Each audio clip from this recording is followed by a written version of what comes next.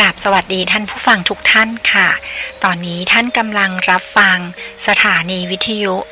FM 104.5 เมกะเฮิรตซ์คลื่นวิทยุเพื่อการศึกษาพระพุทธศาสนาและวัฒนธรรมช่วงเวลาประมาณ 14 นาฬิกาถึง 15 นาฬิกาของทุกวันพฤหัสบดีจะเป็นช่วงของรายการนาสารสัตว์กับดิฉันผู้ช่วยศาสตราจารย์สัตวแพทย์หญิงดร.วีนาจูเปียซึ่งเป็นอาจารย์ประจำภาควิชาชีวศาสตร์ทางสัตวแพทย์และสัตวแพทย์สาธารณสุขคณะสัตวแพทยศาสตร์มหาวิทยาลัยเชียงใหม่รายการนี้จะเป็นการนำเอาบทความต่างๆที่น่ารู้เกี่ยวกับเรื่องของสัตว์และสัตวแพทย์ที่น่าสนใจมาอ่านให้ท่านผู้ฟังฟังนะคะหากท่านผู้ฟังท่านใดมีข้อเสนอแนะหรือข้อติชมสามารถติดต่อมาได้ตามช่องทางดังนี้นะคะโทรศัพท์ที่เบอร์ 053-948-046 ซึ่งเป็นเบอร์โทรของภาควิชาชีวศาสตร์คณะสัตวแพทยศาสตร์มหาวิทยาลัยเชียงใหม่ขอสายอาจารย์วีนาได้เลยค่ะหรือโทรมาหาดิฉันได้โดยตรงที่เบอร์โทรศัพท์ 081-386-4746 หรือถ้าไม่สะดวกจะโทรศัพท์ก็อีเมลมาได้นะคะที่อีเมลjupia_vena@yahoo.com หรือจะไลน์มาก็ได้ค่ะที่ Line ID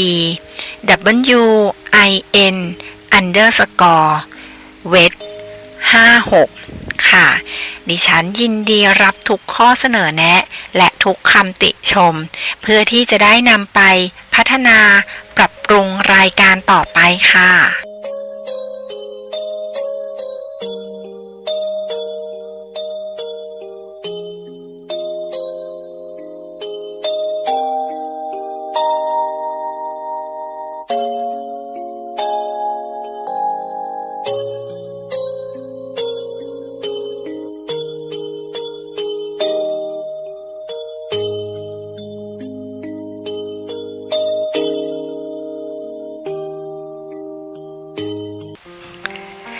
สวัสดีท่านผู้ฟังทุกท่านอีกครั้งนะคะสำหรับในวันพฤหัสบดีนี้เราก็กลับมาเจอกันอีกแล้วนะคะท่านผู้ฟังสำหรับบทความที่ดิฉันเลือกอ่านให้ท่านผู้ฟังฟังในวันนี้นะคะจะเป็นบทความเรื่องเกี่ยวกับสัตว์เช่นเคยค่ะโดยบทความเรื่องแรกนะคะจะเป็นเรื่องเกี่ยวกับแมวค่ะบทความเรื่องนี้มีชื่อเรื่องว่าแมวขนแตกเกิดจากอะไรเจ้าเหมียวป่วยหรือแค่อ้วนกันแน่นะคะซึ่งดิฉันนำมาจากเว็บไซต์นะคะที่ชื่อว่า pet.kapuk.com ค่ะนะคะเรื่องแรกก็จะเป็นเรื่องเกี่ยวกับแมวขนแตกเกิดจากอะไรนะคะเรื่องที่2นะคะจะเป็นเรื่องเกี่ยวกับ10เทรนด์สัตว์เลี้ยงปี2024น่าจับตามองรู้ไว้ไม่เอานะคะซึ่งจะเป็นเรื่องเกี่ยวกับสัตว์เลี้ยงของเรานี่แหละค่ะแต่จะเป็นเรื่องเกี่ยวกับอะไรนั้นเดี๋ยวเราลองมาฟังกันนะคะท่านผู้ฟังซึ่งดิฉันก็นำมาจากเพจกระปุก .com อีกเช่นกันนะคะและเรื่องที่3ก็เช่นเดียวกันค่ะเอามาจากเว็บไซต์ petgapuk .com อีกเช่นเดียวกันแต่ว่าเรื่องที่3นี่จะเป็นเรื่องเกี่ยวกับสุนัขละค่ะ9สายพันธุ์ม้าสีขาวและวิธีดูแลขนให้สะอาดนุ่มฟูน่ากอดนะคะ